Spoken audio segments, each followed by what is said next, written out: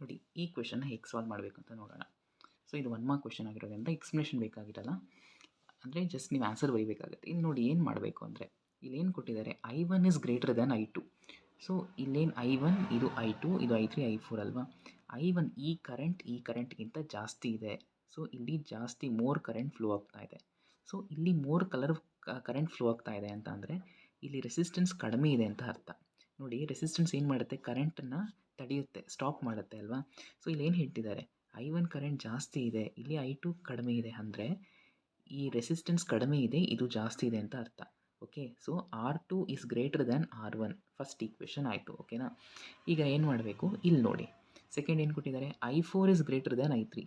ಈ ಕರೆಂಟ್ ಜಾಸ್ತಿ ಇದೆ ಅಂತೆ ಇದಕ್ಕೆ ಕಂಪೇರ್ ಮಾಡಿದ್ರೆ. ಸೊ ಇದು ಜಾಸ್ತಿ ಇದೆ ಅಂದಮೇಲೆ R4 ಇದಕ್ಕಿಂತ ಕಡಿಮೆ ಇರಬೇಕು. So R4 is less than R3. ಓಕೆನಾ.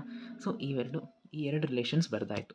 ಈಗ ಏನು ಮಾಡಬೇಕಂದ್ರೆ R1 ಮತ್ತು I2 ಮತ್ತು I4 ಕೊಟ್ಟಿದ್ದಾರೆ. ಸೊ ಇವೆರಡಕ್ಕೆ ರಿಲೇಷನ್ ಕೊಟ್ಟಿದ್ದಾರೆ. ನೋಡಿ I2 is equals to 2I4. ಅಂದರೆ I2 ನಿಮಗೆ ಬೇಕಂದರೆ 2 ಸಲ I4ನ ಹಾಕಬೇಕಂತೆ. ಓಕೆನಾ. ಈ ಕರೆಂಟ್ ನಿಮಗೆ ಬೇಕು ಅಂದರೆ ಇಲ್ಲಿ ಫ್ಲೋ ಆಗ್ತಾ ಇರೋ ಕರೆಂಟ್ನ 2 ಸಲ ಹಾಕಬೇಕು, ಆ್ಯಡ್ ಮಾಡಬೇಕು. ಹಾಗಾದರೆ ಯಾವ್ದು ಜಾಸ್ತಿ ಇರ್ಬೋದು, I2 ಜಾಸ್ತಿ ಇರಬೇಕಲ್ವ. ಯಾಕಂದರೆ ಇವಾಗ ನೋಡ್ಕೊಳ್ಳಿ, ಇದು ಒಂದು ಗ್ಲಾಸಲ್ಲಿ ವಾಟರ್ ಅಂತ ಇಟ್ಕೊಳ್ಳಿ.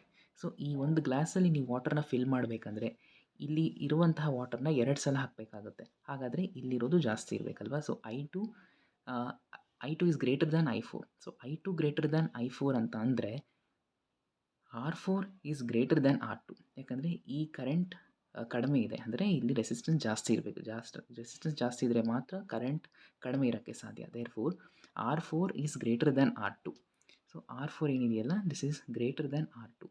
ಸೊ ಹೀಗೆ ನೋಡಬೇಕಾದ್ರೆ ಈ ಆರ್ಡ್ರಲ್ಲಿ ಅರೇಂಜ್ ಮಾಡಿದ್ರೆ R3 ಗ್ರೇಟೆಸ್ಟ್ ಬರುತ್ತೆ. So answer will be R3 is the more resistance.